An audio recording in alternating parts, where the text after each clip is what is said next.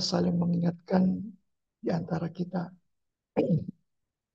Dan mari kita memperbanyak sholawat kita. Allahumma sholli ala Muhammad wa ala alihi wa sahbihi ajma'in. Bapak Ibu Ustadz Ustazah yang dimuliakan Allah Subhanahu wa taala, pada kesempatan kali ini saya ingin sharing dan tentunya apa yang dikatakan oleh Bang Dewa tadi, tentunya insya Allah kalau secara detail ya penjelasan buku ini insya Allah nanti di lain kesempatan ya. Tapi ada satu kesimpulan sebenarnya dalam buku ini yang kemudian saya dimintakan oleh Kang Ramdan beberapa waktu yang lalu untuk menyampaikan rirah semangat Qur'aniyah yang terjadi di Gaza. Jadi izin share screen ya. Mudah-mudahan ini nanti tidak melampaui batas waktu. Khawatir kalau kita tidak berdasarkan share screen ini bisa bahaya nih. Begitu ya. Bisa udah kelihatan ya share screen-nya ya. Baik. Ya, izin. Ini judul yang diberikan kepada saya. Dan ini sebenarnya ultimate jawaban dari apa yang saya riset dalam S3 saya. Jadi para Zionis Israel ini yang mengatakannya adalah para Yahudi yang pro Palestina. Ya. Sayang mereka masih belum mendapat hidayah untuk masuk Islam. Ada beberapanya Yahudi-Yahudi yang pro Palestina itu, alhamdulillah dengan izin Allah, kemudian menjadi mu'alaf. Ya. Namun yang saya teliti kemarin adalah orang-orang rabi rabi Yahudi yang pro Palestina dan dia berkesimpulan kuat gitu ya bahwa hanya ada one state solution bukan two state solution yang kemudian menjadi basis kemenangan umat Islam atau umat eh, di Palestina itu bangsa Palestina itu dengan berdirinya Quran. Dan ini tentu akan kita diskusikan ya. Saya mengambil judul kecilnya Istiqomah dengan cahaya keimanan dengan keteguhan kehidupan. Tentu dari apa namanya? Dari kehidupan anak-anak di Gaza. Kita belajar dari sana. Disertasi saya tidak mengambil Gaza secara khusus ya, tapi mengambil Palestina secara umum. Dan nanti bukunya ada di Syamil Store ya. Saya sudah kerjasama dengan teman-teman Syamil dan mudah-mudahan nanti ke depannya secara khusus bila memungkinkan kita akan membahas buku ini dari halaman ke halaman, dari bab ke bab. Pada kali ini saya ingin menyampaikannya secara umum karena kita ingin melihat dari sudut pandang hafalan Al-Quran yang pada hari ini mudah-mudahan dalam waktu singkat bisa saya jelaskan. Istiqomah, cahaya iman dan keteguhan kehidupan.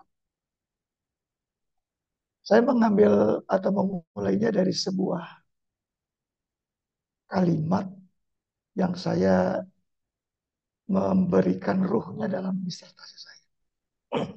Ternyata orang-orang di Palestina ya, itu memberikan sebuah ikrar, ya, yaitu kami tidak mewariskan istana dan kami juga tidak punya tahta dan senjata. Yang sedang kami warisi adalah keteladanan yang ditopang iman yang kokoh dan Islam yang menghidupkan. Ini sebagai bentuk awalan dari pertemuan kita. Sehingga kalau kita lihat sejarahnya, sirahnya di dalam Al-Quran, ketika Nabiullah Yusuf alaihissalam dimasukkan ke dalam penjara, dan kemudian beliau bisa bermanfaat untuk orang-orang yang bersama beliau di dalam penjara itu. Saya yakin kita semua tahu dalam kisahnya, dalam surat Yusuf, bahwa Nabi Yusuf alaihissalam itu ketika masuk ke dalam penjara, beliau tidak punya harta. Ya, artinya beliau tidak kemudian mengambil hati dengan harta yang beliau bawa ke dalam penjara. Beliau juga tidak punya ordal. Maaf ya.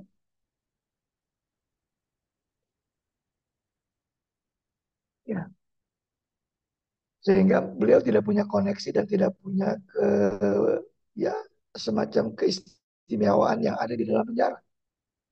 Dan juga beliau tidak memiliki pangkat ya sudah pasti. Tapi yang beliau miliki ya ketika ada ya diceritakan dalam kisah dalam Al-Quran ya Masya Allah. Ketika beliau kemudian eh, mendapat kesempatan untuk mentakwil mimpi raja. Karena para penghuni penjara yang sudah keluar itu pernah kemudian mendapatkan sesuatu dari Nabi Yusuf alaihissalam. Sehingga beliau kemudian mentakwil mimpi raja. Ya jadi panjang ceritanya. Gimana seorang dalam tanda petik narapidana bisa yang berada di penjara bisa berkesempatan mentakwil mimpi seorang rajanya. Ini kan sebuah keajaiban. Jadi yang sedang diwarisi oleh kita, sedang diwariskan oleh ayah bunda di Gaza, anak-anak di Gaza, sebenarnya bukan senjata, mereka nggak punya senjata. Mereka juga nggak punya kekuatan selain keteladanan yang ditopang oleh keimanan yang kuat dan Islam yang menghidupkan. Kata-kata ini muncul dari salah satu kesimpulan dalam buku yang saya kemas sepertiga dari hasil disertasi saya. Mudah-mudahan Kang Dewa dan teman-teman ya Kang Ramdan sudah saya berikan kemarin bukunya dengan sekedar infak kemudian bisa dibaca. Hari ini ada spill-spillnya aja lah gitu ya. Gaza itu di daerah mana? Karena kemarin waktu saya diskusi pada hari Ahad di sebuah kafe di Bandung ya. Nama kafenya juga unik. Kafenya namanya 7 Oktober gitu. Buku ini sudah saya titip di sana dan kemudian kita diskusi. Ada salah seorang peserta diskusi yang menanyakan terkait dengan kedudukan Al-Aqsa. Yang kata beliau Al-Aqsa itu bukan di Palestina, tapi di Israel. Itu sebuah pernyataan yang membuat saya menangis dan kemudian saya yakin sekali literasi terkait dengan Palestina, terkait dengan Al-Aqsa, Masjid Al-Aqsa itu wajib untuk disebarluaskan tidak hanya oleh saya atau oleh para akademisi seperti saya, tapi oleh semua kita, Bapak Ibu, Ustadz Ustazah. Sampai sedemikian jauhnya informasi itu dari kita yang mengatakan bahwa Palestina sudah tidak ada lagi di dalam peta, yang ada adalah Israel. Itu salah satu poin besar dalam buku dekonstruksi Palestina. Usianya baru 78 tahun ya sejak eh, okupasi itu terjadi. Walaupun kalau ceritanya tentu lebih jauh lagi. Ini Gaza yang masih dalam otoritas Palestina. Selebihnya itu sudah tidak lagi bagian dari otoritas Palestina. Jadi luasnya Palestina itu jadi cuma di barat dan Gaza. Jadi Gaza itu lambang perlawanan, Al-Aqsa itu benteng spiritual. Saya buat sebuah kajian namanya Indonesian Center for Palestine Studies. Ini yang menghubungkan saya dengan lintas agama, dengan lintas komunitas, dan saya berharap tentu SDQ dengan rumah Syamil Quran ya dengan RSQ-nya ini bisa menjadi salah satu lumbung-lumbung lembaga yang kemudian melakukan literasi besar, literasi yang sangat luas.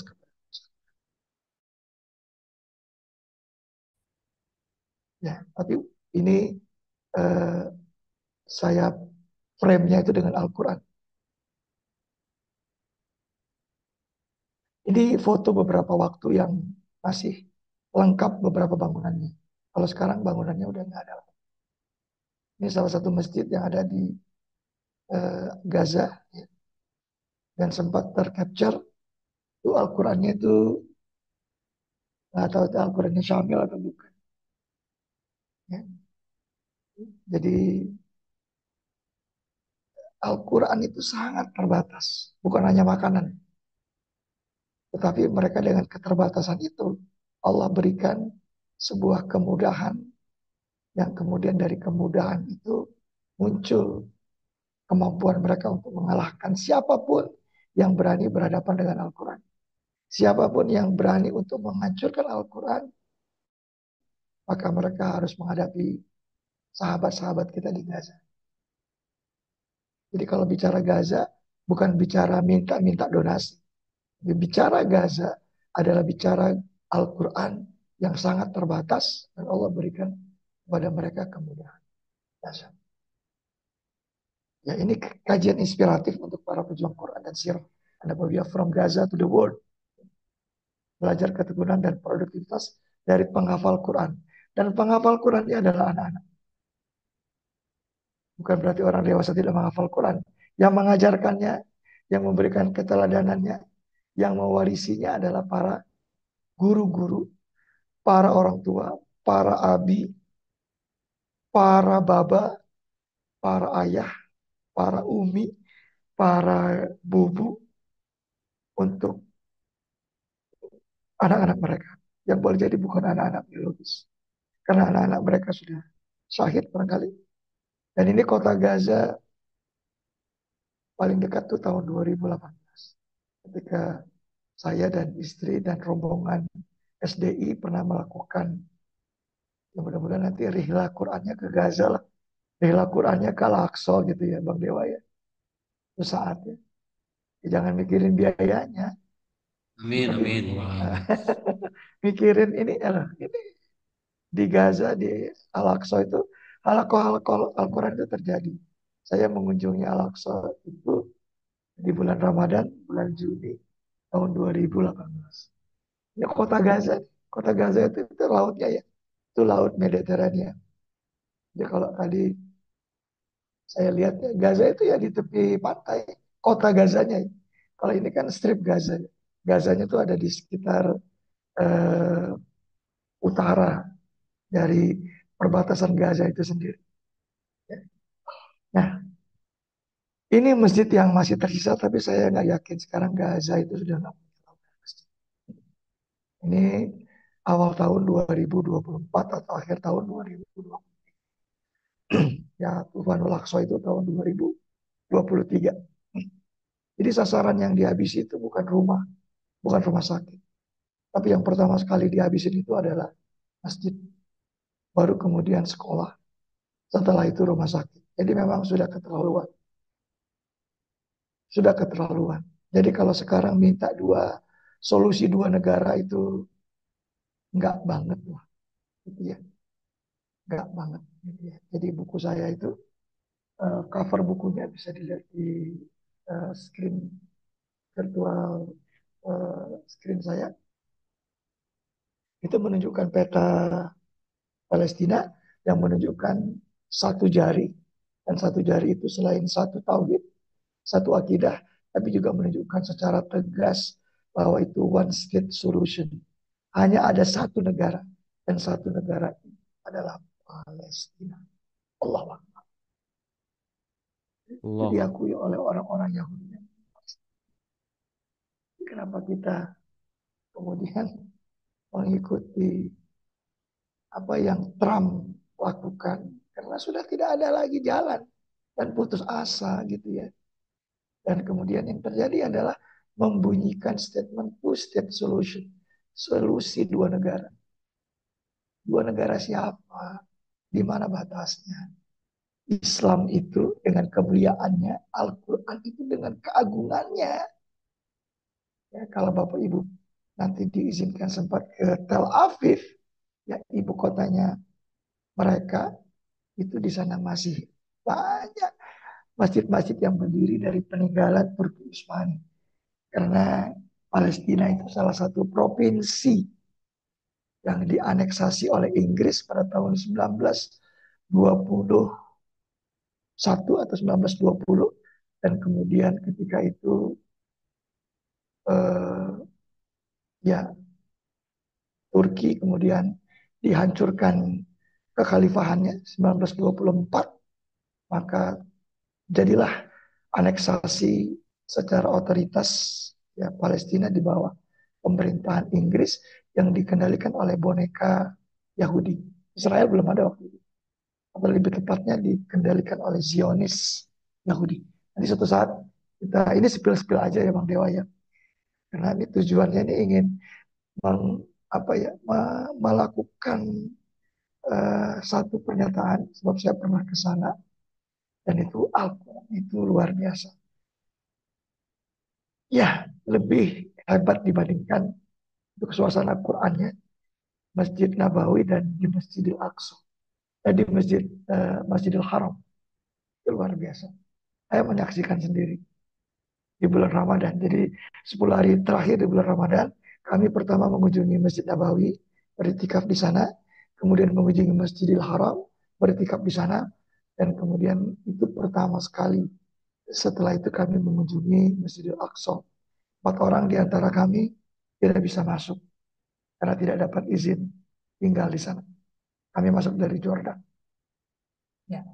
Jadi keterbatasan itu ternyata membuat kita sesuatu yang tidak mungkin itu jadi mungkin. Tidak ada sesuatu yang mustahil itu kalau kata Allah itu kemudian eh, terwujud. Sesuatu yang mustahil itu bisa terwujud. Gitu. Ya dengan keterbatasan-keterbatasan ini. Begitu juga dengan sahabat-sahabat, ustaz-ustazah di Rumah Samil Quran di RSQ. Tidak ada, ini tinggal 1 hari lagi, ini tinggal 2 hari lagi, ini tinggal 3 hari lagi di bulan Oktober. Tidak ada yang tidak mungkin. Dan ini pelajaran yang saya sampaikan tadi di awal. Mereka tidak pernah mewarisi kekuatan senjata, tidak mewarisi kekuatan tahta, tapi mereka mewarisi kekuatan Al-Quran. Baik, ini pemandangan yang masih eh, ya saya pikir ini 4-5 bulan yang lalu. Ya. Al-Quran itu barang langka. Jadi mereka bukan mengemis makanan Bapak Ibu, ya. Tapi mereka ingin menghafalkan Al-Quran. Sampai ketika mushaf Al-Quran itu tidak ada, Bapak Ibu jangan bayangkan membuka Al-Quran di handphone ya. Jadi Bapak Ibu bersyukur. Ustaz Ustazah ini bersyukur. Kang Dewa ini bersyukur. Al-Quran kita ada di mana-mana. Tapi beda dengan mereka. Mereka itu mengemis untuk mendapatkan Al-Quran. Tapi mereka simpan kemudian Al-Quran itu di dalam dada mereka. Mereka lukis Al-Quran mereka itu dalam hafalan. Mereka itu di dalam dada. Al-Hafiz, Al-Hafizoh. Itu setiap hari bermunculan. Dan ketika mereka tahu, sebab syahid itu sudah di depan mata. Syuhada, syahidah itu sudah di depan mata. Jadi mereka ingin mengakhiri kehidupan mereka seperti Khalifah Utsman yang kemudian syahid itu merebahkan dirinya itu, memuncratkan darahnya itu di dalam bersama dengan Al-Quran. Yang ketika itu juga sedang saum. Jadi Khalifah Utsman itu syahid itu di hari Kamis. Jadi sebelum sahurnya Kamis dini hari itu bermimpi ketemu dengan Rasulullah SAW. Dia mengatakan dalam mimpinya Rasulullah mengatakan kamu nanti akan berbuka bersama. Indah banget ya. Jadi kehidupan perjuangan ini diawali, dilanjutkan, diiringi dengan Al-Quran. Jadi tidak boleh ada yang lepas dari Al-Quran. Apalagi Al-Quran kita itu ada di mana-mana. Bapak Ibu itu bukan agen penjual Quran. Nauzubillah min dzalik, itu rendah banget nilainya. Kalau kita bicara dengan rekan-rekan kita, sahabat-sahabat kita di Palestina, wabil khusus di Gaza, tidak ada hari tanpa. Saya menyaksikan sendiri ketika di Masjid Al-Aqsa.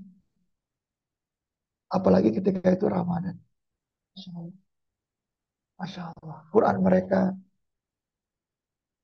sudah sudah sudah tidak berbentuk lah istilahnya ya. Karena air, terlipat gitu ya. Ada yang halamannya hilang, macam-macam. Jadi konsistensinya luar biasa. Dan sering banget, sering sekali dalam logika psikologi, biasanya orang-orang yang mendapatkan tekanan, keterbatasan, keterancaman, itu biasanya yang kemudian mampu untuk mengeksploitasi energinya secara dasar. Tapi orang-orang yang berada dalam kenyamanan, dalam ketenangan, dalam kebiasaan, itu tidak bisa mencapai sesuatu. Ini terbukti dari perjalanan Sirah An-Nabawiyah yang ditampilkan dalam kisah-kisah Al-Quran. Nabi Yusuf, sekali lagi, ini menjadi prototip yang kemudian dijaga oleh Allah Subhanahu wa Ta'ala. Maka Allah muliakan Nabi Yusuf di dalam penjara. Tidak seperti narapidana yang masuk dalam penjara. Allah hinakan. Jadi penjara itu tempat kemuliaannya Nabi Yusuf alaihissalam. Nabi Ibrahim alaihissalam. Itu dimuliakan Allah dengan dimasukkannya beliau, dibakarnya beliau ke dalam api yang menyala. Karena satu saja, tidak mau bertauhid kepada tauhidnya manusia yang bernama Namrud. Saya juga sudah pernah sampai ke salah satu masjid di kawasan Turki Selatan yang diyakini oleh cerita-ceritanya itu sebagai masjid yang pada saat itu Nabi Ibrahim alaihissalam dibakar oleh api yang besar. Tapi dengan kemuliaan Quran, dengan kemuliaan bersama dengan Allah, maka mustahil eh, api yang membakar itu, yang panas itu akan menghabiskan Nabi Ibrahim alaihissalam. Dan ini kita lihat, ya, ada pilihan solusi. Kalau Bapak Ibu Ustazah ingin dimuliakan oleh Allah, lebih dimuliakan. Saat ini sudah mulia dengan RSQ. Tapi kalau mau dimuliakan, maka lakukan restorasi ruh. Saya melihat orang-orang Yahudi itu tinggal menunggu waktu. Yang pro Palestina itu kita doakan agar mereka kemudian masuk ke dalam Islam. Mereka lah pintu gerbang yang kemudian akan membunuh, menghabisi Zionis itu dari dalam. Jadi dari luar Hamas dan teman-teman pejuang, termasuk Bapak Ibu, ya, yang menghabisi mereka dari luar. Sementara dari dalam sendiri, Zionis itu dihabisi oleh orang-orang Yahudi yang kemudian pro kepada Palestina, yang anti kepada pendirian negara Islam. Ini terjadi. Kisahnya bisa dibaca mungkin lewat buku kedua dan buku ketiga saya yang belum diterbitkan. Jadi diawali dulu dengan dekonstruksi Palestina. Itu, ya, hidupkan kembali kisah para teladan agar iman bisa menuntun zaman. Tadi sudah saya saksikan di tayangan Zoom ini sebelum kita mulai, penghafal-penghafal Quran usianya sangat belia, dahsyat, merinding gitu. Dan mereka tidak memegang mushaf karena mushaf itu hanya mereka dengar. Jumlah mushaf dengan jumlah anak-anak itu lebih banyak anak-anak itu ketimbang mushaf. Mereka bergantian, bergiliran. Apakah pemandangan itu ada di sini? Di tempat di mana RSQ Bapak Ibu ada. Itu sebabnya sebarkan Quran. Bagikan Al-Quran. Wujudkan kemudahan dalam mendapatkan Al-Quran. Sehingga tidak ada tempat di Indonesia atau di tempat di kita itu yang jumlah anak-anak penghafal Qurannya itu lebih banyak ketimbang mushaf. Bapak punya mushaf berapa? Ya saya tidak anti HP ya. Tapi kalau membaca Al-Quran, bacalah di mushaf. Milikilah mushafnya. Sudah ada di online, bagus. Tapi kadang-kadang kita terdistraksi. Ya, salah seorang rektor Universitas Telekomunikasi, Tel University, tetangga saya di eh, Bandung, rumahnya beda blok aja dengan saya. Saya coba mengingatkan saya coba mengundang beliau agar beliau bisa sempat hadir di Camil. Beliau bilang begini sama saya, padahal saya belum mengenalkan diri kalau saya itu dari Camil. Kata beliau, kenalkan anak-anak kita itu dengan mushaf Al-Quran, bukan dengan gadget yang ada Al-Qurannya. Kenapa? Beliau itu pakar AI, Artificial Intelligence. Beliau itu guru besar itu. Bayangkan, masih muda.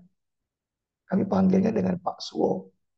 Ya, padahal beliau profesor gitu ya. Tapi kalau sholat di masjid kami itu kalau beliau ada di sini ya, Masya Allah.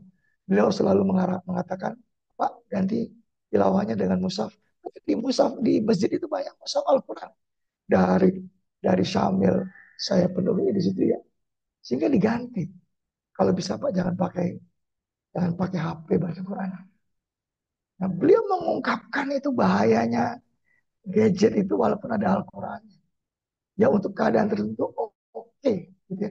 Tapi untuk keadaan yang membangkitkan perjuangan, lihat ini, lihat ini, gitu ya.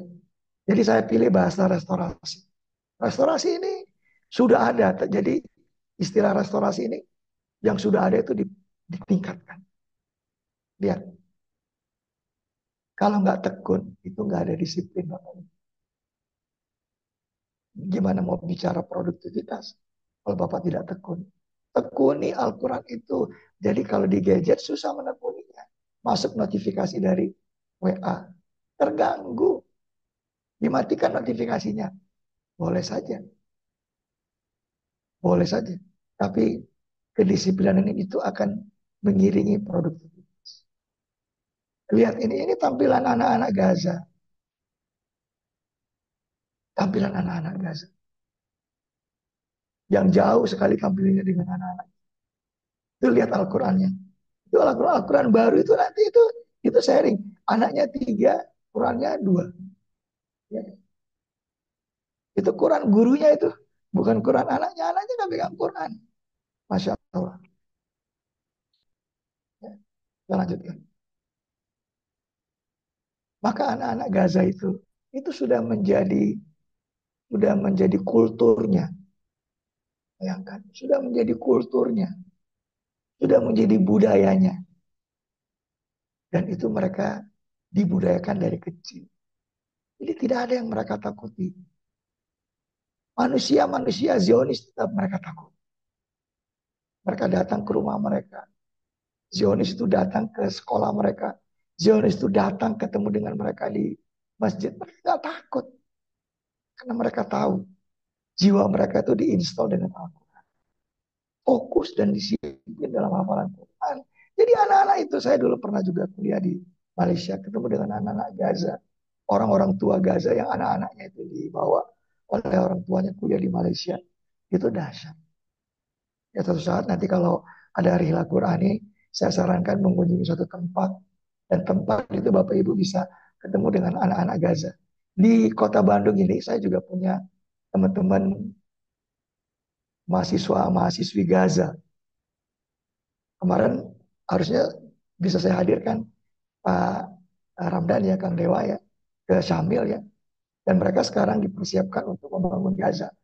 Kebanyakan mereka kuliah di ITB, S2 dan S3. Jurusannya teknik sipil, teknik elektro, teknik perairan.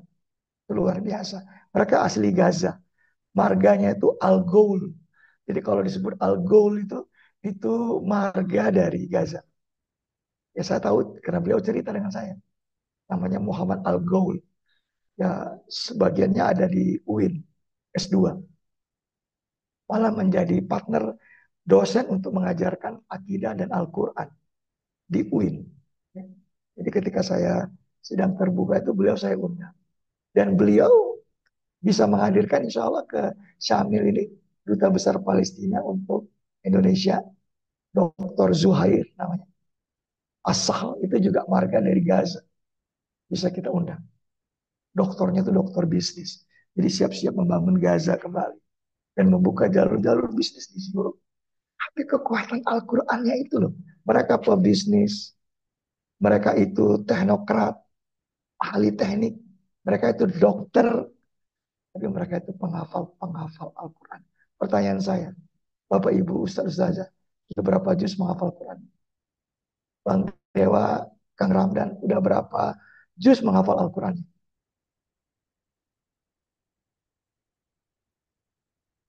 Al-Qurannya banyak. Mushaf Al-Qurannya ada tersebar di mana-mana. pertanyaan saya, di dalam kolbunya itu udah berapa juz? Ini pertanyaan saya. Sehingga Syamil itu setiap orangnya bukan hanya membaca Al-Quran setiap hari, tapi mampu menghafalkan Al-Quran minimal 5 juz dalam 1 tahun. Bapak Ibu gimana? Kalau Bapak Ibu belum menghafal Quran, jangan sampai Al-Quran ini kemudian nanti suatu saat akan bersaksi dalam kesaksian yang memberatkan atau menurunkan timbangan kebaikan. Tapi kemudian nanti mereka bersaksi. Al-Quran ini bersaksi. Sehingga Al-Quran ini bukan hanya untuk dijual, kemudian Bapak Ibu mendapat reward. Itu hanya sebagian kecil nikmat yang Bapak Ibu dapatkan dari Al-Quran ini. Maka saya bilang, saya tidak pernah menjual buku tentang Palestina. Tapi saya ingin mengedukasi lewat disertasi saya dan lewat buku-buku saya. Saya bersilaturahim ke semua orang, orang-orang yang memiliki kekuasaan, orang-orang yang memiliki akidah yang berbeda, juga saya datang. Dan mereka sepakat. Dan mereka ingin bersama-sama dengan kita semua untuk melakukan literasi terkait dengan Al-Quran, terkait dengan Gaza, terkait dengan Palestina. Jadi meneladani para penghafal Quran Gaza itu bukan sekedar meneladani dan menyaksikan tampilan mereka di YouTube gitu. Saya sengaja tidak tampilkan, tapi memberikan sebuah pernyataan dan penegasan. Mulai hari ini Bapak Ibu mulai untuk menghafal Al-Quran dengan disiplin, dengan fokus yang kuat, bukan untuk siapa-siapa, bukan untuk mendapatkan reward, tapi untuk mendapatkan keberkahan dari Allah SWT. Ini anak-anak Gaza. Lihat wajah-wajah mereka. Dan saksikan kalau mereka sangat fokus. Itu Al-Qurannya udah berapa, nggak tahu itu Al-Quran yang sudah lecek gitu. Lihat, para ahwat-ahwatnya juga. Anak-anaknya juga. Lihat itu. Halakoh Quran ini saya pengen banget gitu. Tapi sudah mulai ya di Masjid Asyamil.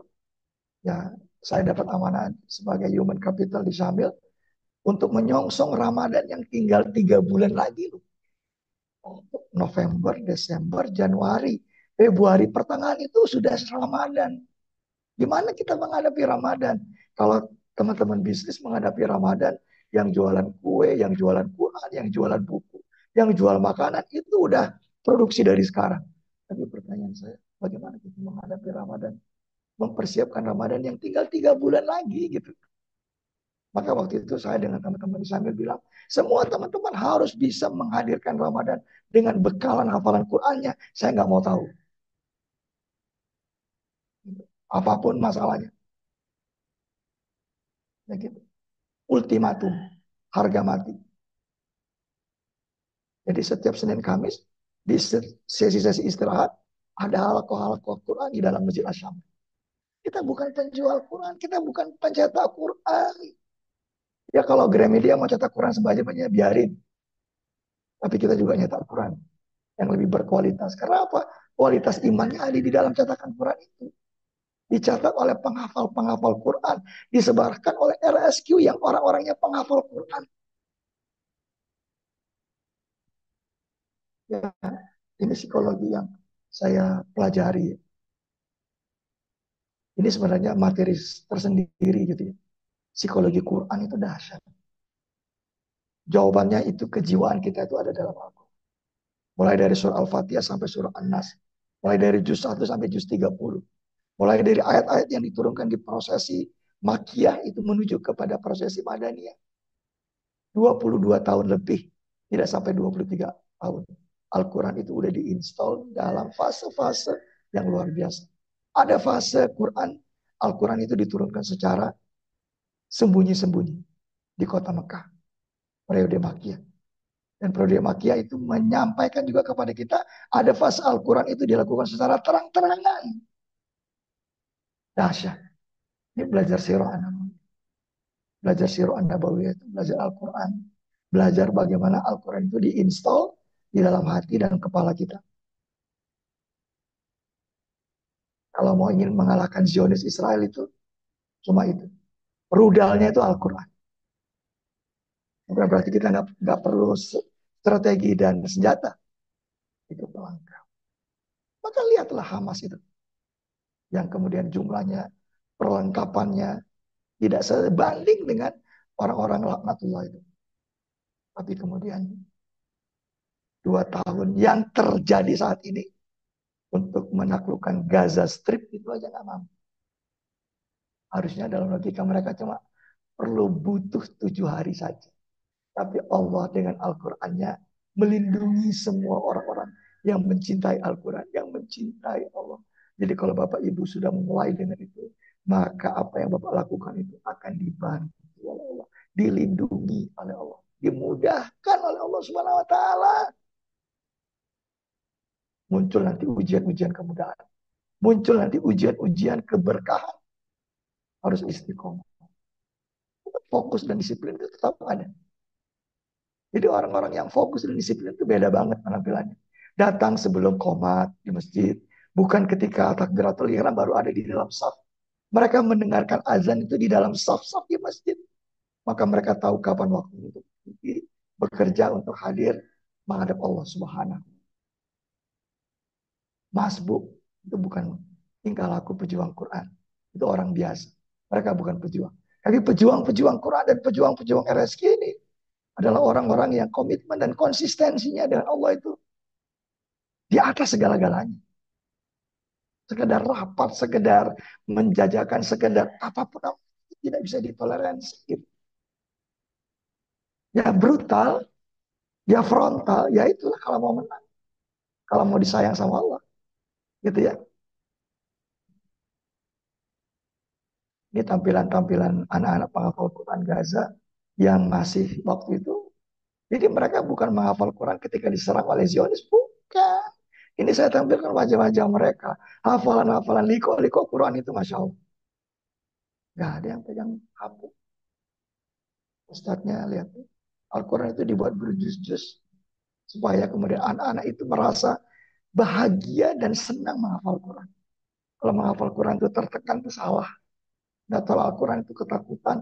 Gurunya pegang rotan. Salah total itu gak pernah diajarkan dalam Islam. Ini al-Quran Quran.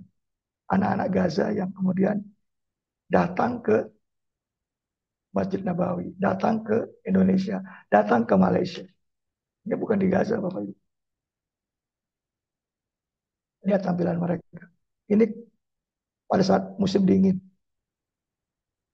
Anak-anak yang terus membuka. Kalau mereka membuka halaman itu, saya perkirakan itu berada di juz 28 atau juz 29 atau juz 30. Setebal Al-Quran itu. Hafalannya ada di situ. Bayangkan. Kita di mana hafalan kita? Kapan kita merojaah? Kapan kita ziyadah untuk menghafal ayat Al-Quran? Setiap hari berapa ayat? Kadang-kadang untuk membacanya pun kita sempat. Patut kita menangis. Patut kita bertobat. Patut kita menutup lembaran lama dengan lembaran baru. Agar Allah sayang sama kita. Bahasanya produktif. Itu bahasa bisnis.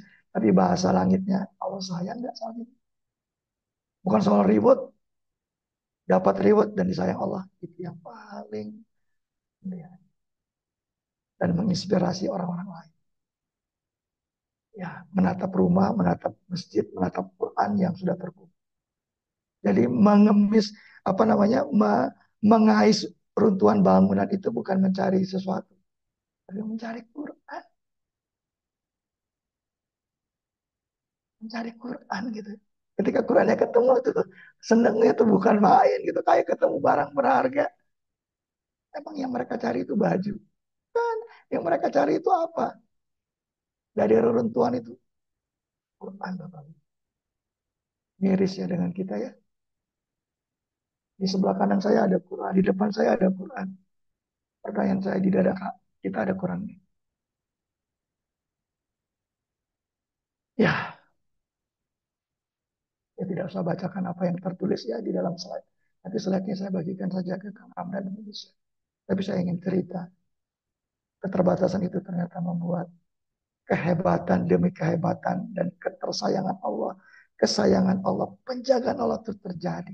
Mereka komitmen. Mereka tidak mau menyerah dengan penjajah. Kalau mereka menyerah dengan penjajah, maka Allah akan jauh dari mereka. Walaupun mereka harus menderita secara fisik, tapi secara batinnya mereka tersambung kepada Allah dan mereka tahu.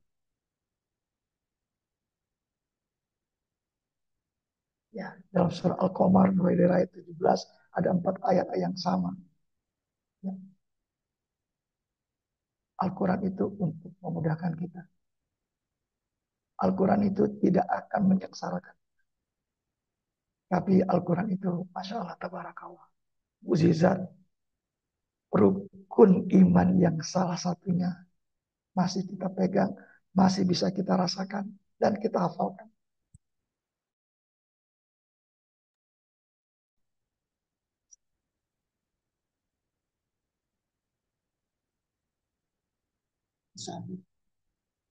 Dengan ujian yang saat ini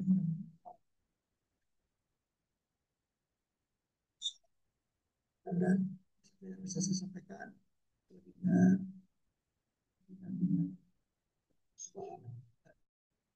apa yang saya sampaikan banyak dan eh, bisa jadi kekurangan ya, tapi di antara kalian saya sampaikan. Assalamualaikum warahmatullahi Waalaikumsalam. Waalaikumsalam warahmatullahi wabarakatuh. Baik, Alhamdulillah, Masya Allah, Tabarakallah ya. Luar biasa apa yang disampaikan oleh Ayah Beni terkait dengan materi kita hari ini. Duh, Masya Allah. Setiap slide-nya itu kita baca, Ayah, jadi ngena banget gitu ya. Masya Allah, luar biasa apa yang disampaikan ini. Dan ini juga salah satu, apa ya, salah satu hal yang perlu juga kita sadari bahwa ternyata di tengah keterbatasan dan juga tantangan hidup yang ekstrim di anak-anak di sana di Gaza ya, mereka menunjukkan keteguhan hati yang luar biasa dalam menjaga dan juga menghafal Al-Quran. Banyak masjid dan madrasah tadi ya di slide yang sudah ditampilkan tadi, banyak yang hancur. Bahkan juga ada Al-Quran dan fasilitas belajar lainnya sangat terbatas juga. Namun, Masya Allah, kondisi sulit ini tidak menyurutkan semangat mereka untuk membaca, menghafalkan Al-Quran gitu ya. Dan ini menjadi contoh kekuatan iman dan tekad yang bisa menginspirasi kita semua. Bahkan tadi ada satu kutipan ya, bahwa kami tidak mewariskan istana, tidak mewariskan tahta dan juga senjata, tapi yang kami wariskan adalah keteladanan iman yang kokoh dalam Islam yang menghidupkan. Masya Allah ya, luar biasa. Baik ayah, mungkin dari sahabat lainnya ada yang mau bertanya, boleh dipersilakan. Nah ini ada bertanya Kang Akbar ini boleh di-share Ustadz katanya. Nanti di-share satu ya, izin. Nah, Insya Allah ya. Baik. Nah, tapi sebelum saya mau buka pertanyaan, saya mau liatin satu video dulu tadi yang disampaikan oleh Ayah terkait dengan seorang anak di Gaza yang semangat untuk membaca Al-Quran, bahkan mengamalkannya, menghafalkannya. Bahkan ketika mereka sedang sakit terluka, mereka masih tetap bisa murojaah ya. Saya izin untuk share dulu ya sebentar, Afwan. Saya share dulu bagaimana perjuangan anak-anak di sana. Videonya ada. كانوا قليلا من الليل ما يهجعون وبالأسحار هم يستغفرون ما شاء الله. وفي أموالهم حق للسائل والمحروم وفي الأرض آيات للموقنين وفي أنفسكم أفلا تبصرون وفي السماء رزقكم وما Ya توعدون. Allah. Wah, luar biasa ya. Merinding saya lihatnya nih, Mas, lihatnya. Ketika ketika anak-anak sedang terluka gitu ya, tapi masih bisa untuk membaca Al-Quran bahkan dihafalkan. Ini juga salah satu peringkat untuk kita semua ya di sini para pejuang Al-Quran, Bapak Ibu semuanya, satu saja semuanya. Bagaimana Al-Quran ini tidak hanya sebagai komoditi jual beli saja, min dalik, tapi juga bisa diamalkan gitu ya. Baik, ada yang mau bertanya? Silakan. Dari Ubu Nur Firdaus sudah angkat tangan. Ustadz izin boleh ada yang bertanya Ustadz ya? Silakan Kak, mangga. Ya, baik. Umu Nur Firdaus, sedang angkat tangannya boleh dipersilakan untuk bertanya langsung. Oh, ini Assalamualaikum warahmatullahi wabarakatuh. Waalaikumsalam warahmatullahi wabarakatuh. Silakan Umu. Bismillahirrahmanirrahim. Biar Allah Subhanahu wa taala ini izinkan bisa masuk untuk bertanya atau memberikan sedikit inputan untuk Syamil Quran. Kebetulan saya adalah survivor cancer yang pernah divonis stadium 3C dan kemudian alhamdulillah sebelum saya dioperasi saya ikut halakoh di mana-mana. Dan jadi saya mencari komunitas baru yang dulu mungkin saya cari komunitas fashionista yang bergaul hanya karena apakah dia lulusan ITB, apakah dia lulusan UI, ataukah dia orang pintar, ataukah dia orang terkenal, ataukah dia good looking atau enggak gitu. Jadi memilih gitu. Karena dulu sekolahnya di sekolah unggulan, kemudian bekerja di tempat yang sulit untuk dimasuki institusinya. Seperti itu Allah berikan banyak kemudahan kepada saya. Alhamdulillah juga saya berhaji atas keringat saya sendiri, bukan dibayarin oleh suami atau dibayarin orang tua, tapi keringat saya sendiri dan saya belum paham bahwa saya berhaji itu berangkat sendiri itu serang akhwat itu tidak boleh sebenarnya ya, tidak halal seorang wanita keluar rumah tanpa mahram. Singkat cerita, Allah berikan saya hadiah terkena cancer dan kemudian waktu itu saya bertanya kenapa saya yang diberikan penyakit ini bukan orang yang zalim ya Allah. Kemudian hati kecil saya mengingatkan kamu harus berterima kasih kepada Allah karena kamu yang dipilih bukan orang yang zalim itu karena kamu ada pengguguran dosa sementara yang zalim itu tidak ada. Kemudian singkat cerita lagi di saat saya sudah menerima dan ikhlas kemudian saya berada di masjid di mana saya punya rumah pertama adalah di Bintaro Tangerang Selatan itu di Masjid Permata Bintaro namanya Masjid Al-Aqsa yang kebetulan tidak sengaja saya jadi teringat. Kemudian saya pertama kali berkenalan dengan komunitas Syamil Quran di situ lagi ada pelatihan takrir. Di sana saya berkenal dengan Mbak Fitri yang membuka stand di sana dan akhirnya saya berkenal dengan Ustadz Ajat yang kemudian saya karena pindah ke Jakarta harus di radiasi di Rumah Sakit Cipto. Akhirnya saya sekarang domisili Jakarta dan impian saya adalah saya udah satu Muharram kemarin inginnya Ustadz Ajat mengajar takrir tapi karena tahun lalu tiba-tiba menjelang satu Muharram saya masuk rumah sakit dan dirawat dan akhirnya launching Rumah Quran Nur Firdaus itu tidak terjadi di tahun lalu dan saya sakit selama setahun sampai saya terdampar rumah sakit kanker Darmais Jakarta dan akhirnya satu Muharram kemarin saya alhamdulillah launching Rumah Quran Nur Firdaus tanpa Syamil Quran dan akhirnya itu belum jadi Rumah Quran Syamil tapi masih Rumah Quran Nur Firdaus karena saya kan alhamdulillah kanker ovarium jadi saya tidak punya turunan, pernah hamil sekali dan semoga anak itulah yang saya beri nama tadi Ummu Rizki, kemudian saya Ummu Hurairah karena saya penyayang kucing-kucing duafa. Kemudian oleh guru bahasa Arab dibilang jangan pakai nama binatang. Ya udah saya pikir janin saya yang tidak tahu laki atau perempuan saya kasih nama Rizki, tapi tiba-tiba saya kan mau bikin rumah Quran Nur Firdaus. Kenapa saya nggak sebut janin saya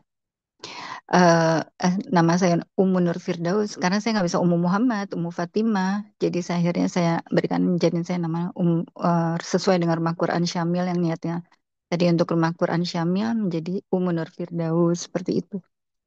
Singkat cerita lagi, saya ingin sekali karena saya sudah menua, sudah 55 tahun saat ini, ingin memberikan masukan sedikit kepada Syamil Quran.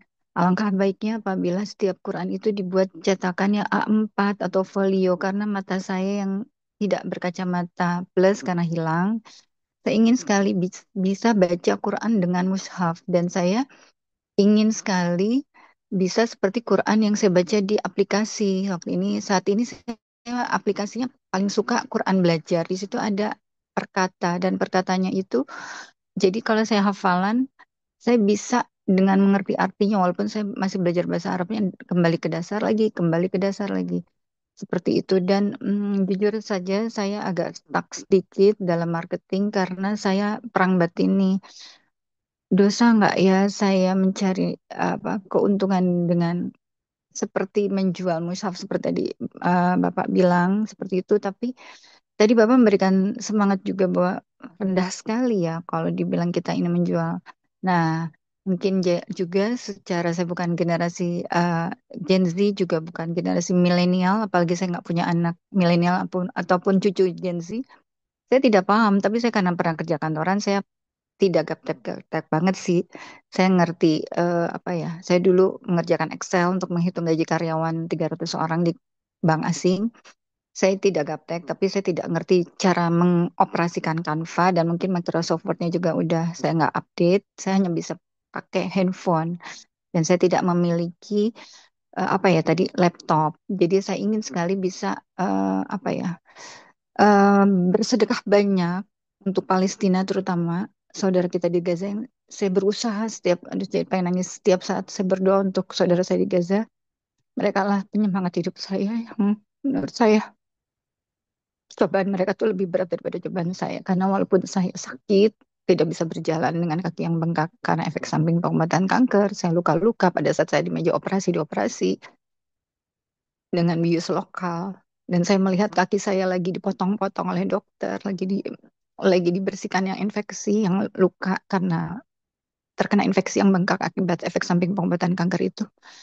Itu saya hanya mengingat yang tadi video yang tadi bahwa ada saudara saya di Gaza yang lebih sakit daripada saya, nggak punya obat bius, sementara saya cuman bisa lihat kaki saya dari pantulan keramik. Saya kan ditutup ya kepalanya sebagian, tapi Allah tuh mengizinkan saya melihat kaki saya lagi diapakan di meja operasi oleh dokter. Itu saya lihat bayangan kaki saya lagi terluka dan tim-tim medis di ruang operasi itu lagi ngutak-ngatik kaki saya gitu.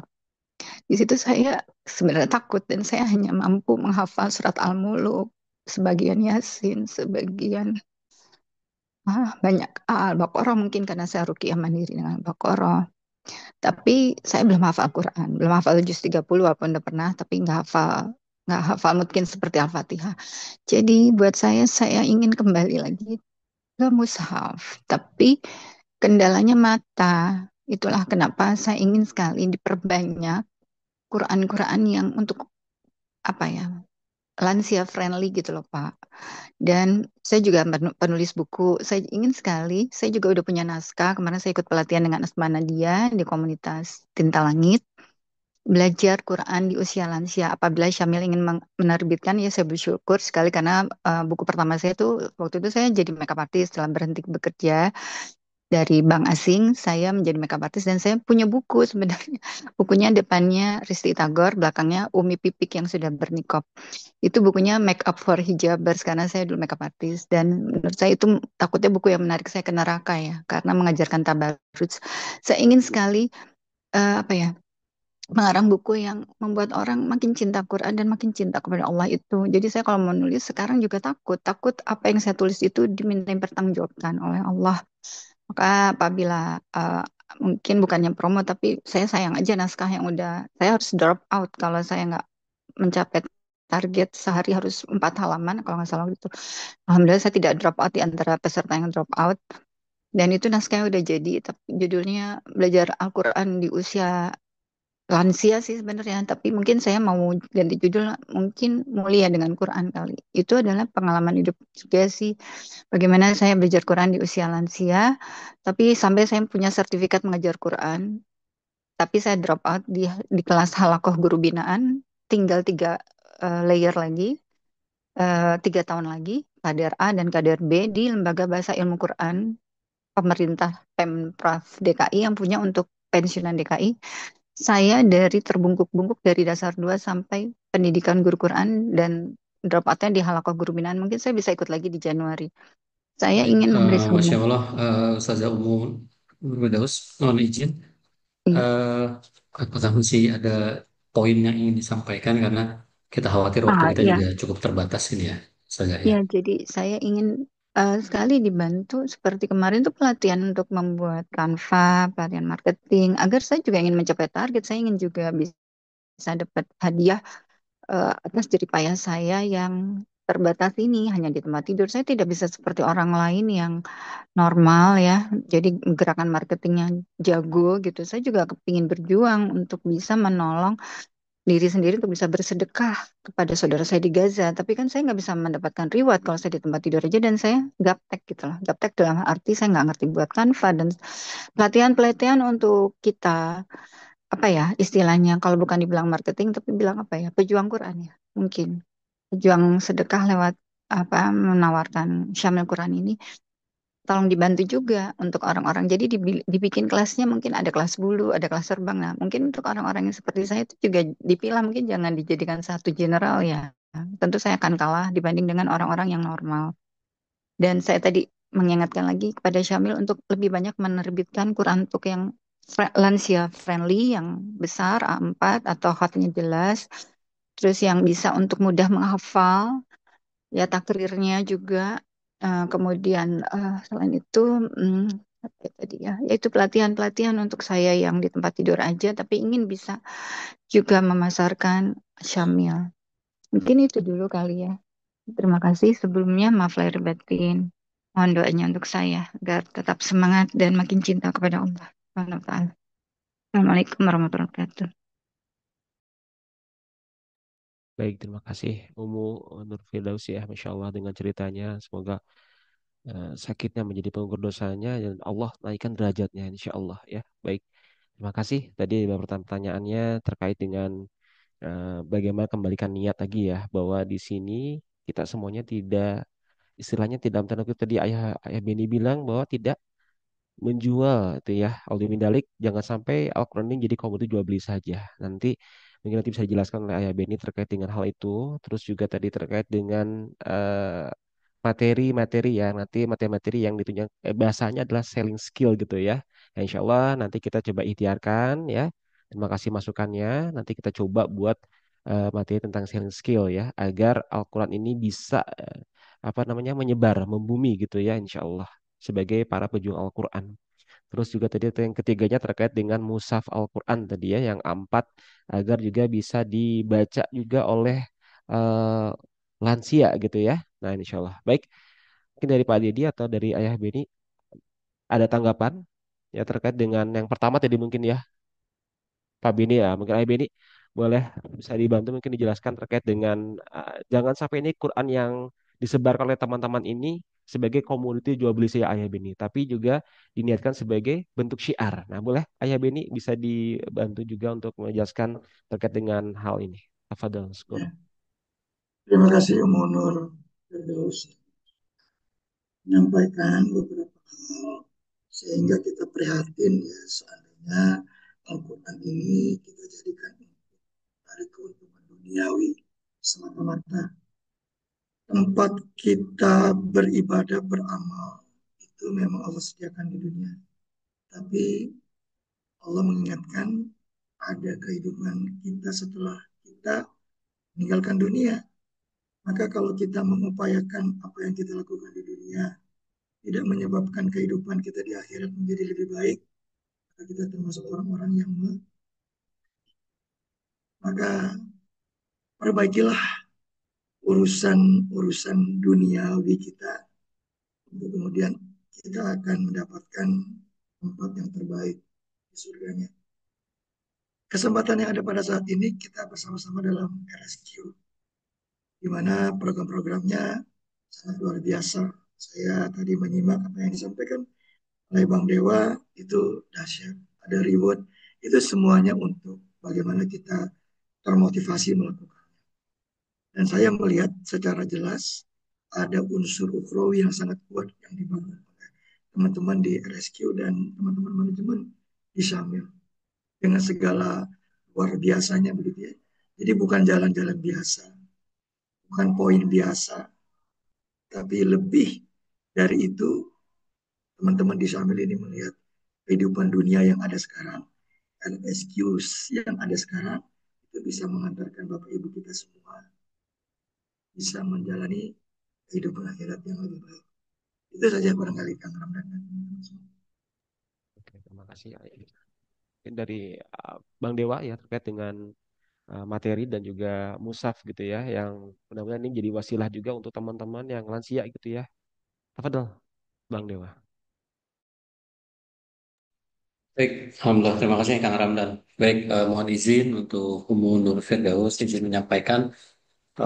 Pertama, saya eh, terharu ya mendengar perjuangan Umu yang luar biasa ya, melewati cobaan dari Allah sampai sebegitunya dan kemudian masih tetap berusaha untuk mencoba istiqomah untuk melakukan syiar Quran.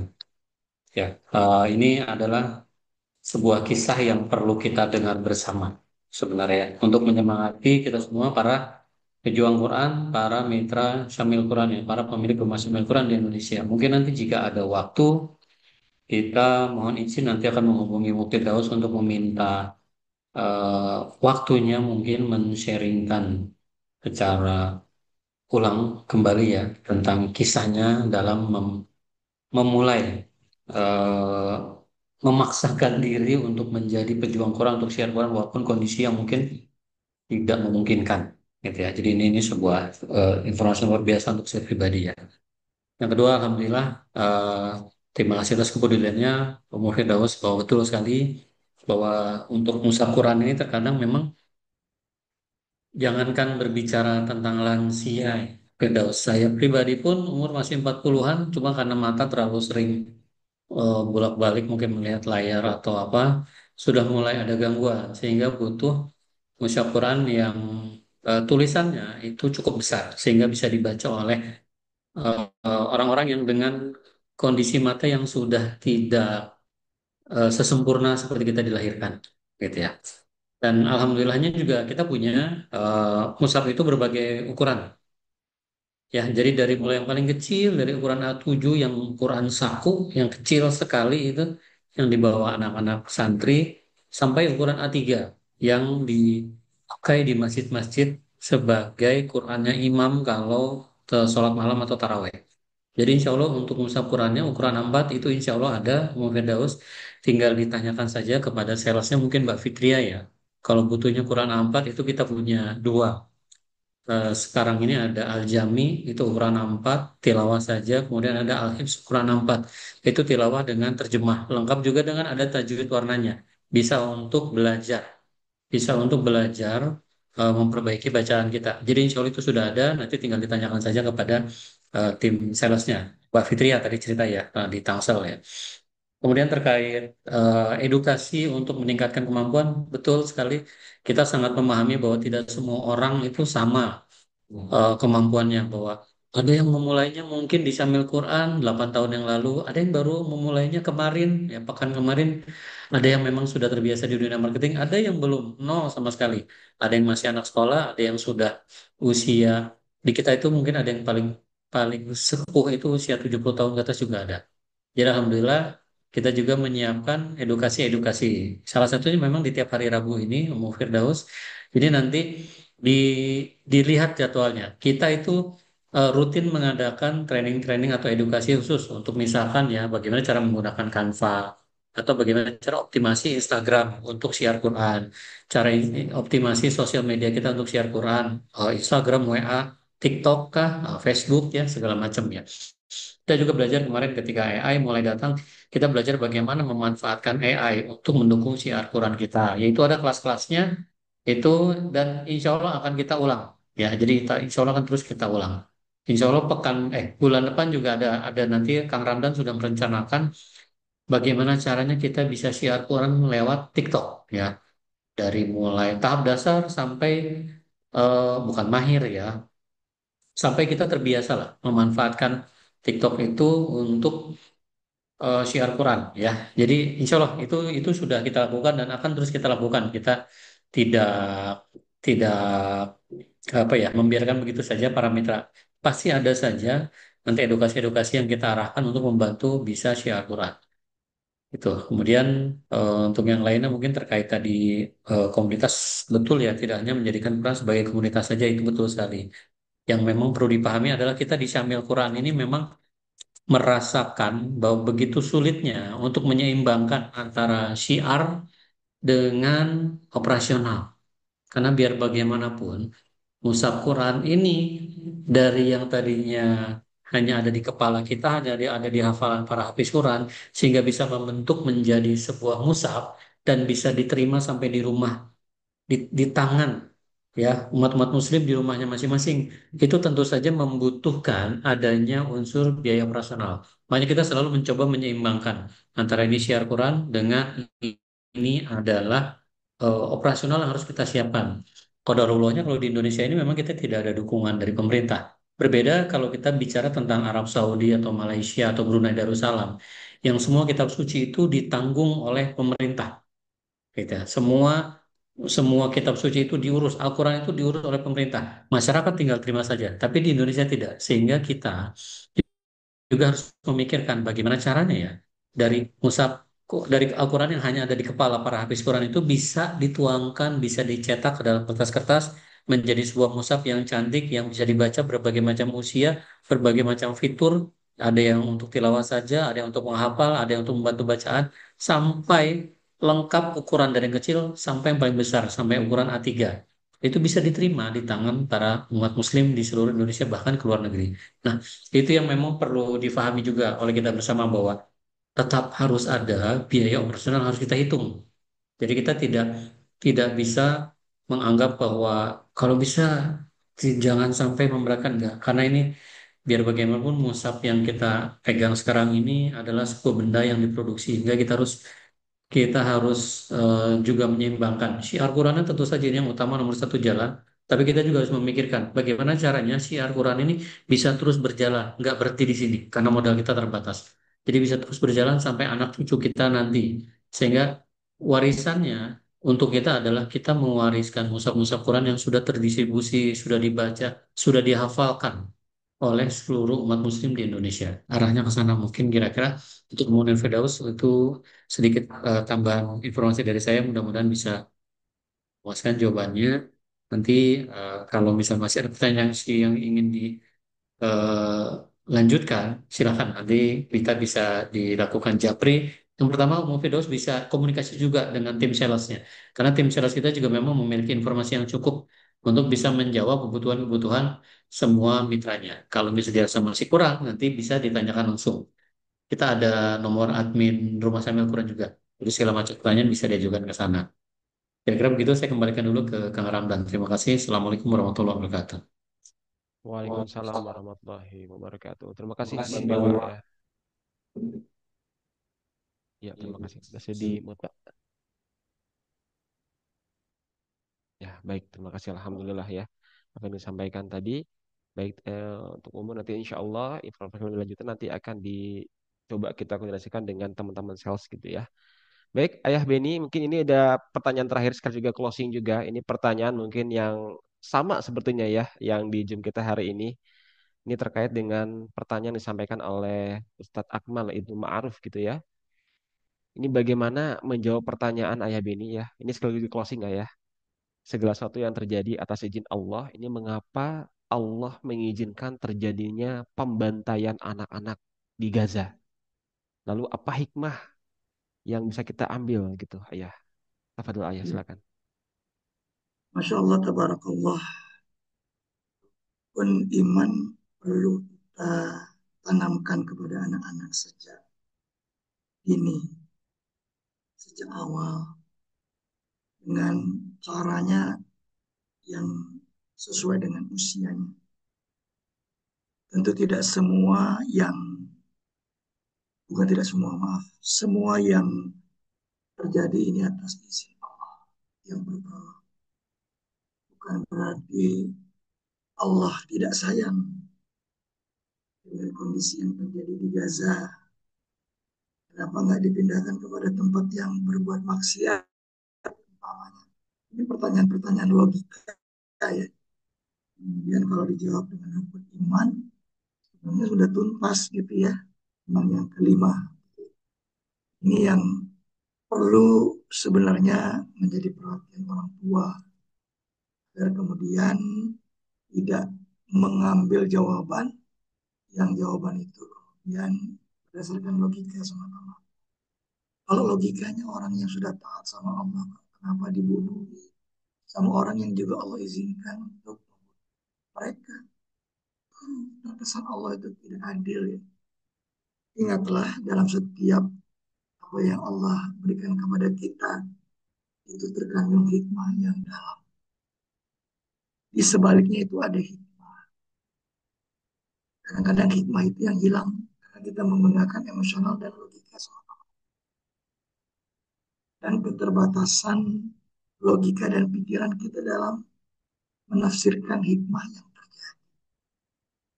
Tidak mampu kita menganalisanya. Ini ujungnya kemana dan bagaimana nanti akhirnya. Yang diminta kita berikhtiar, yang diminta kita berhusnuzon kepada Allah Subhanahu wa Ta'ala, ke para pejuang Quran yang ingin menghidupkan dan menebarkan Al-Quran, maka ketahuilah ayat-ayat Al-Quran itu semuanya menyebutkan bahwa berkat Allah itu akan Allah berikan insya Allah kepada kita dengan berbagai macam cara, dengan ujian, dengan sakit, dengan musibah, dengan genosida yang terjadi di Gaza saat ini khususnya. Apa hikmah yang harus kita ambil daripada saya ingin menyampaikan satu poin singkat di ujung pertemuan kita. Sudah saya sampaikan tadi, tapi saya tekankan kembali. Bapak Ibu, apakah Bapak Ibu sekarang akan lebih yakin? Dan saya yakin semuanya sudah beriman ya, tapi akan lebih beriman di sebalik atau di setelah kehidupan dunia ini.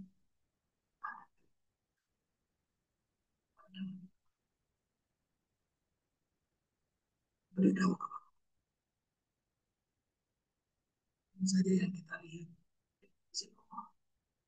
itu kondisi yang seperti saat bagi mereka sebenarnya sayang.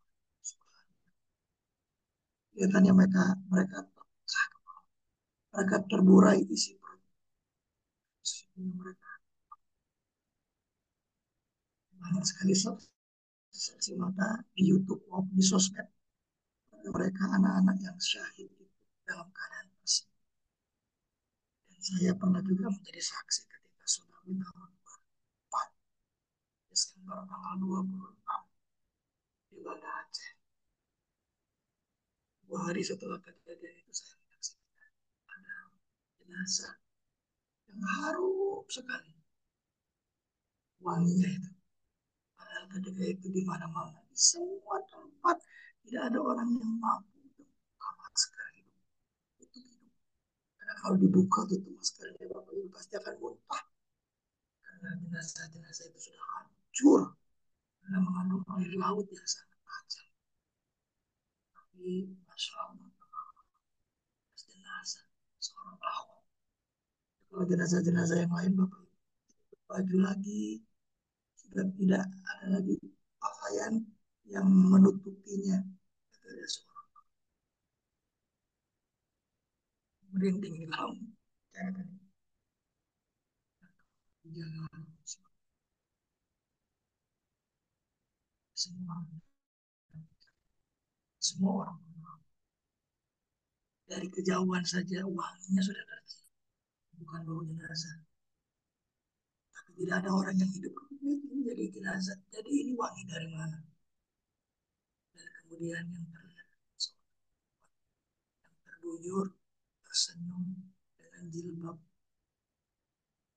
jubahnya yang masih tetap berada di tengah buat banyak sekali orang-orang non-muslim di Eropa terutama di Barat. Saya sering berkomunikasi dengan para rabi di London khususnya yang kemudian setelah mereka ikut mendengarkan ayat-ayat dan menyaksikan Gaza dari sosial media yang bisa dipercaya. Dan kalau kita bisa menyambungkan asbab anak-anak tersebut, Bapak Ibu, maka Allah memberikan hidayah kepada orang-orang muslim di akhir zaman. Kelihatannya mereka menderita, tapi berlimpah-limpah pahala. Menggunakan mata logika kita semata-mata. Keimanan dalam rukun iman yang enam itu harus kita pahami dan sedap untuk terus menebarkan nilai-nilai pewarisan yang sudah saya sampaikan tadi. Teteh, Bapak Ibu, Ustaz Zaza, bukan ingin rewardnya, tapi lebih dari itu. Reward itu mengantarkan Bapak Ibu dengan info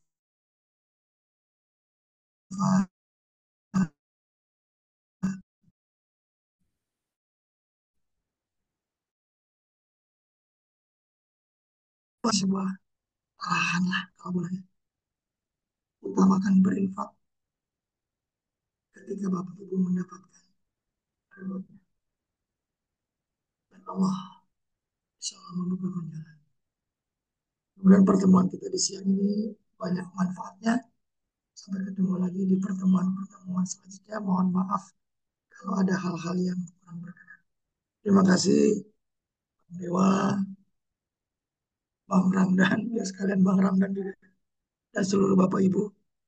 Kemudian kita bersaudara sampai surga dan ketemu di sana dalam keadaan yang melihat wajah Allah Subhanahu wa Ta'ala. Assalamualaikum warahmatullahi wabarakatuh. Waalaikumsalam Waalaikumsalam warahmatullahi warahmatullahi wabarakatuh. Ustaz. wabarakatuh. Alhamdulillahirabbil alamin. Masya Allah. Luar biasa ya, Masya Allah. Musibah di Palestina ini sebagai ujian iman, Masya Allah ya. Bahkan di surah Al-Baqarah, di surah kedua ayat 155, dan sesungguhnya kami akan menguji kalian dengan sedikit ketakutan, kelaparan, kekurangan harta, fasilitas pendidikan, kekurangan harta, jiwa, dan buah-buahan.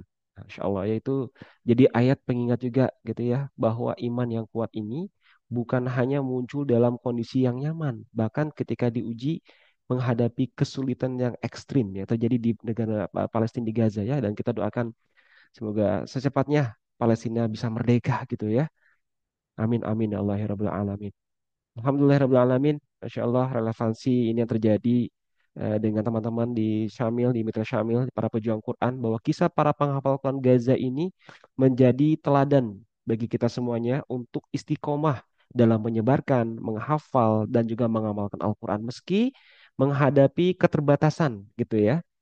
Dan juga tadi disampaikan bahwa hal ini juga menumbuhkan restorasi atau ruh peradaban, menghidupkan kembali semangat Qur'aniyah agar iman ini tetap menuntun di zaman sekarang. Sebagaimana penghafal Quran Gaza menjadi cahaya di tengah gelapnya ujian. Barakallahu fikum. Terima kasih Ayah Beni atas materinya yang disampaikan. Kita doakan juga semoga Ayah Beni Allah berkahi umurnya, Allah berkahi rezekinya, jadikan keluarganya keluarga yang Qur'ani, keluarga yang Rabbani gitu ya. Dan kelak kita juga bisa bersama-sama hari ini di Zoom ya. Kelak kita bisa bersama-sama di surganya Allah. Amin amin ya Allah ya Rabbal alamin. Itu saja mungkin yang disampaikan. Bang Dewa, tadi sampaikan lagi cukup ya. Baik. Terima kasih banyak atas kehadiran Bapak Ibu semuanya. Di kolom chat juga saya sudah share untuk absen kita di siang hari ini. Silakan diklik saja gitu ya.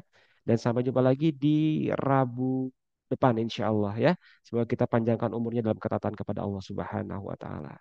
Saya Ramdan, pamit undur diri. Kita sama-sama baca hamdalah. Alhamdulillahirabbil Subhanakallahumma bihamdika asyhadu alla ilaha illa anta astagfirullah wa atubu ilaik. Assalamualaikum warahmatullahi wabarakatuh. Waalaikumsalam. Iklan. الشيطان الرجيم بسم الله الرحمن الرحيم إن الذين يتلون كتاب الله وأقاموا الصلاة وأنفقوا مما رزقناهم سرا وعلانية يرجون تجارة لن تبور ليوفيهم أجورهم ويزيدهم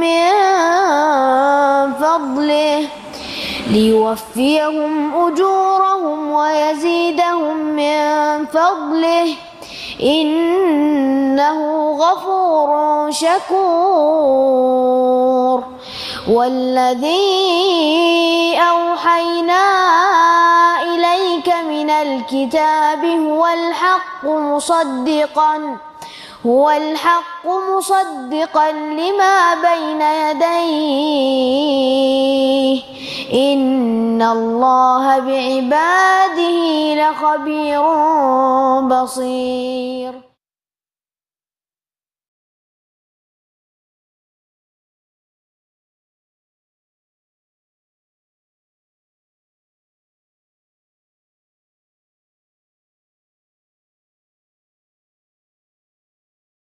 ولا تهنوا ولا تحزنوا وأنتم الأعلون إن كنتم مؤمنين إن يمسسكم قرح فقد مس القوم قرح مثله وتلك الأيام نداولها بين الناس وليعلم الله الذين آمنوا ويتخذ منكم شهداء والله لا يحب الظالمين وليمحص الله الذين آمنوا ويمحق الكافرين. كانوا قليلا من الليل ما يهجعون وبالأسحار هم يستغفرون ما شاء الله. وفي أموالهم حق للسائل والمحروم وفي الأرض آيات للموقنين وفي أنفسكم أفلا تبصرون وفي السماء